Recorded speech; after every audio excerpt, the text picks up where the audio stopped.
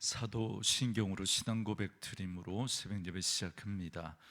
전능하사 천지를 만드신 하나님 아버지를 내가 믿사오며 그 외아들 우리 주 예수 그리스도를 믿사오니 이는 성령으로 잉태하사 동정녀 마리아에게 나시고 본디오 빌라도에게 고난을 받으사 십자가에 못 박혀 죽으시고 장사한 지 사흘 만에 죽은 자 가운데서 다시 살아나시며 하늘에 오르사 전능하신 하나님 우편에 앉아 계시다가 저리로서 산자와 죽은 자를 심판하러 오시리라.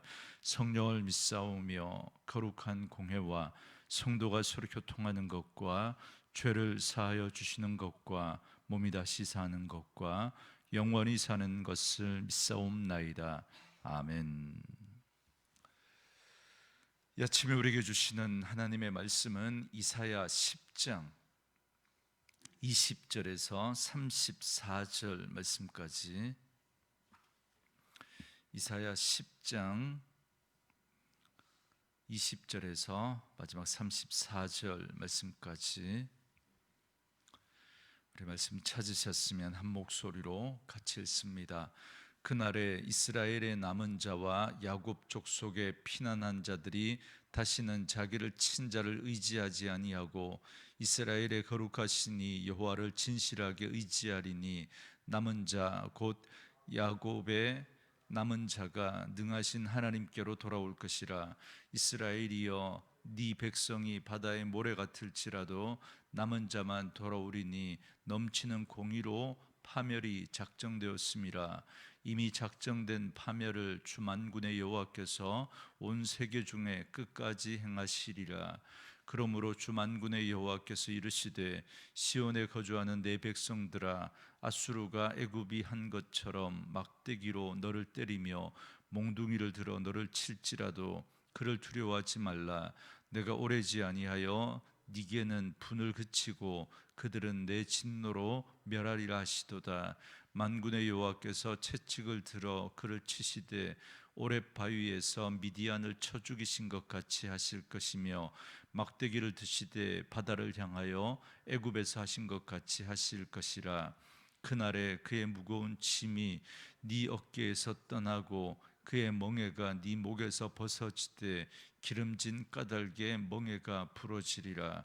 그가 아야스에 이르러 미그론을 지나 믹마스에 그의 장비를 두고 산을 넘어 게바에서 유숙하며 죄송합니다. 산을 넘어 게바에서 유숙하며 라마는 떨고 사울의 기부하는 도망하도다. 딸 갈리마 큰 소리로 외칠지어다. 라이사야 자세히 들을지어다. 가련하다 너 아나도시여. 맛베나는 피난하며 게빔 주민은 도망하도다. 아직 이날에 그가 노베서 쉬고 딸 시온산 곧 예루살렘 산을 향하여 그 손을 흔들리로다. 보라, 주 만군의 여호와께서 혁혁한 위력으로 그 가지를 꺾으시리니 그 장대한 자가 찍힐 것이요 그 높은 자가 낮아질 것이며 쇠로 그 뻑뻑한 숲을 베시리니 레바논이 권능 있는 자에게 배임을 당하리라. 아멘. 오늘은 함께 읽으신 이사야 10장 20절에서 34절 말씀을 중심으로 남은 자가 돌아오리니 라는 제목의 말씀으로 잠시 은혜를 나누겠습니다. 오늘 말씀을 보면 유다가 의지했던 아수르가 이제 유다를 향해 칼을 들고 있는 것을 보게 됩니다. 유다 왕 아하스는 아람과 북이스라엘의 위협 앞에서 하나님의 약속보다 아수르의 군사력을 더 믿고 도움을 요청했습니다. 그러나 구원자로 불러들인 그 아수르가 오히려 예루살렘을 위협하는 세력이 되었습니다. 바로 그때 하나님께서 말씀하십니다.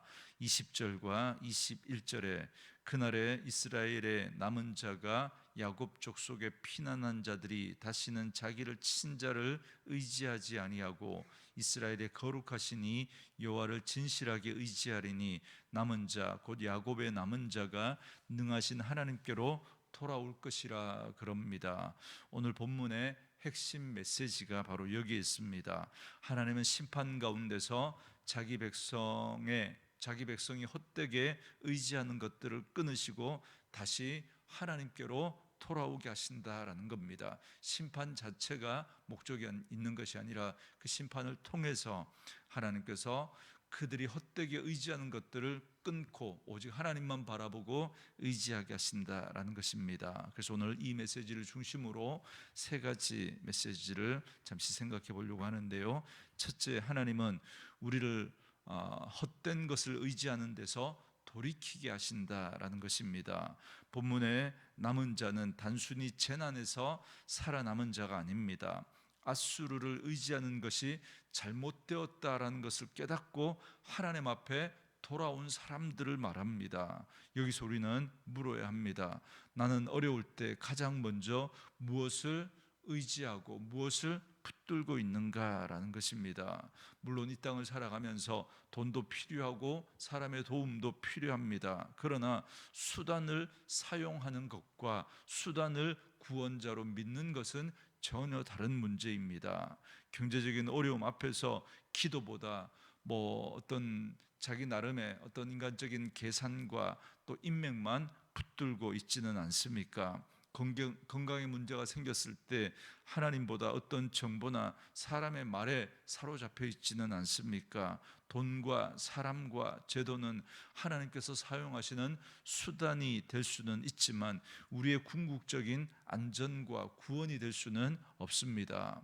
그런데 유다는 앗수르를 수단으로 사용한 정도가 아니라 하나님보다 더 믿어버렸던 겁니다. 그래서 하나님께서는 그 잘못된 그들이 의지하는 그 앗수르를 무너뜨리셨습니다. 때로 하나님은 우리가 붙잡은 것을 흔드심으로 누구를 참으로 의지해야 하는가를 가르치십니다. 그래서 이렇게 말씀하십니다. 22절에 이스라엘이여 네 백성이 바다의 모래 같을지라도 남은 자만 돌아오리니 넘치는 공의로 파멸이 작정되었음이라 그럽니다. 말씀드린 대로 남은 자는 자신의 죄를 인정하고 은혜를 붙들고 하나님 앞에 돌아온 사람들을 말합니다. 그러나 이것을 우리의 의지나 끈기로만 설명해서는 안 됩니다. 하나님께서 남겨두시고 붙드시고 돌아오게 하시기 때문에 남은 자가 존재합니다. 그러니까 남은 자는 자기가 잘나서 살아남은 자가 아니라 하나님의 은혜로 보존된 자들입니다. 동시에 이 말씀은 하나님은 죄를 가볍게 여기지 않으시며 공의를 심판하신다라는 사실을 잘 보여줍니다. 그러나 그 심판 가운데서도 자기 백성의 남은 자를 보존하시고 은혜로 붙드셔서 다시 하나님께로 돌아오게 하십니다. 여러분, 그러므로 우리는 오늘 이 땅에 여러 가지 죄악된 그러한 삶의 모습 속에서 또 하나님은 여러 가지 사인들을 통해서 하나님께서는 우리에게 돌아오라고 말씀하십니다. 그 말씀 속에 우리 돌이키고 정말 하나님 앞에 다시 은혜를 구하는 저와 여러분 되어줄 수 있기를 주의 이름으로 축원합니다. 둘째로 하나님은 두려움 속에 있는 자기 백성을 붙드십니다. 24절에 보시면 그러므로 주 만군의 여호와께서 이르시되 시온에 거주하는 내 백성들아 앗수르가 애굽이 한 것처럼 막대기로 너를 때리며 몽둥이를 들어 너를 칠지라도 그를 두려워하지 말라 그럽니다. 이 말씀은 상황이 괜찮아졌을 때 주신 말씀이 아닙니다. 앗수르의 몽둥이가 실제로 내려오고 있을 때 주신 말씀입니다. 하나님은 아무 일도 없을 것이다 라고 하시지 않습니다. 다만 그가 너를 칠지라도 두려워하지 말라라고 말씀하십니다. 왜 두려워하지 말아야 합니까? 앗수르가 약하기 때문이 아닙니다. 앗수르도 하나님의 손 아래 있기 때문에 그렇습니다. 앗수르는 하나님의 심판의 도구로 사용되었지만 자기가 역사의 주인인 것처럼 교만해져 버렸습니다. 그러므로 하나님께서 그 몽둥이도 꺾으십니다. 그래서 25절 말씀에 내가 오래지 아니하여 네게는 분을 그치고 그들은 내 진노로 멸하리라 그럽니다. 여러분, 악과 고난이 영원히 왕노릇할 수 없습니다. 하나님의 은혜와 구원이 자기 백성의 마지막 결론이 된다는 것입니다. 그러나 이 말씀이 모든 문제가 곧바로 또 우리가 원하는 방식으로 해결된다라는 뜻은 아닙니다. 어떤 고난은 오래 지속될 수도 있습니다. 그러나 그 고난도 하나님의 통치를 벗어나지 못합니다. 악과 죽음이 하나님의 백성을 향한 최종 결론이 될 수 없습니다. 왜냐하면 하나님을 사랑하는 자, 곧 그 뜻대로 부르심을 입은 자들에게는 모든 것이 합력하여 선이 될 것이기 때문에 그렇습니다. 그리고 26절에서는 오랫바위와 홍해 사건을 떠올리게 합니다. 하나님께서 기드온 시대에 미디안의 압제를 꺾으셨고 홍해에서 애굽의 군대를 무너뜨리셨듯이 지금도 동일한 능력으로 아수르의 압제를 꺾으실 것이다 라는 것을 말씀하십니다. 여러분, 인간의 어떤 악이 정말 세상에 만연한 것 같고 그들의 어떤 세력이 영원할 것 같지만 결코 그렇지 않다라는 사실을 우리는 역사를 통해서 그 하나님의 손길을 바라보며 다시 한번 분명히 깨달을 수 있어야 합니다.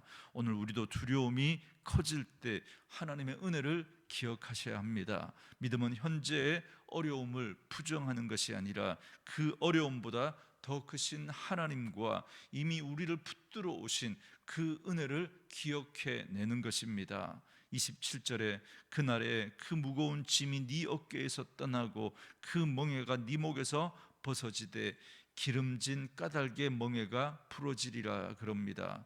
이 말씀의 하반절에 기름진 까닭의 멍에가 풀어지리라 라고 하는 이 말씀은 해석이 난해한 구절입니다. 그렇지만 이 구절의 전체적인 의미는 우리 분명히 알 수 있습니다. 하나님께서 아수르의 압제를 끝내시고 자기 백성의 목에 멍에를 벗기신다라는 뜻입니다. 그러나 하나님의 구원은 정치적인 해방에만 머물지 않습니다. 바로 다음 장인 이사야 11장에 보시면 이새의 줄기에서 나오는 메시아를 바라보게 하십니다. 하나님께서는 예수 그리스도를 보내셔서 우리를 억누르는 죄와 죽음의 더 깊은 멍에까지 깨뜨리셨습니다. 그렇기 때문에 하나님은 오늘 우리가 당하는 그 어려움 속에서 단순히 그 어려움만 벗어나는 것이 그 목적이 아니라 그것을 통해서 우리의 구원자 되시는 예수 그리스도를 바라보게 하고 그분을 믿고 소망하며 우리의 영혼의 구원까지 이루어 가시는 하나님이신 줄 믿습니다.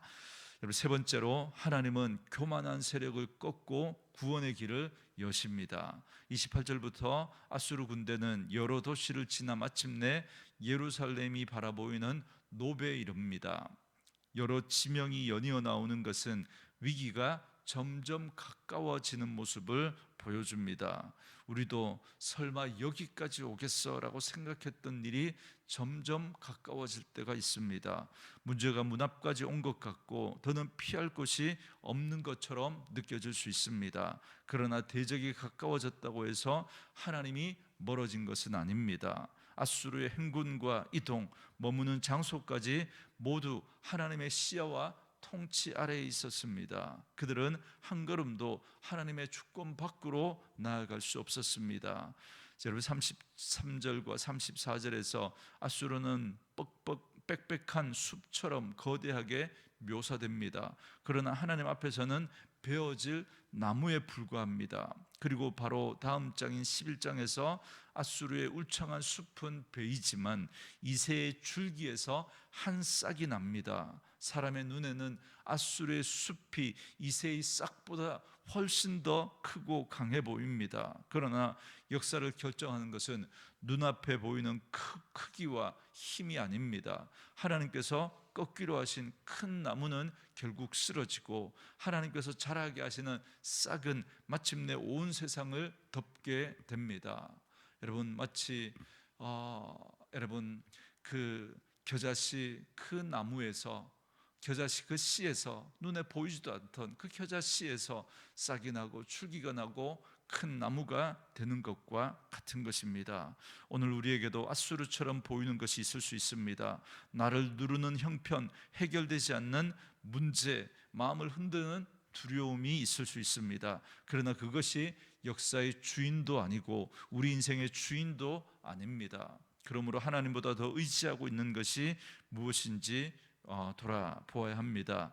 위기가 가까이 다가와도 두려움에만 붙들리지 말아야 합니다. 하나님은 우리가 지나가는 모든 길을 보고 계시고 그 어떤 세력도 하나님의 통치를 벗어날 수 없습니다. 우리의 소망은 상황이 쉽게 해결되는 데만 있지 않고 죄와 죽음의 멍에를 깨뜨리신 예수 그리스도를 바라보는 데 있습니다. 그러므로 헛된 것을 의지하는 마음을 내려놓고 능하신 하나님께로 돌아가며 두려움 속에서도 하나님의 통치를 신뢰하고 예수 그리스도 안에서 주신 그 구원의 소망을 붙들고 하나님의 은혜 가운데 오늘도 이 시대의 남은 자로 다시 하나님 앞에 돌아와 그 하나님만 의지하며 살아가는 그런 저와 여러분들이 되어줄 수 있기를 주의 이름으로 축원합니다. 우리 주신 말씀 묵상하시면서 이 찬양 함께 들으시며 기도하는 시간 갖겠습니다.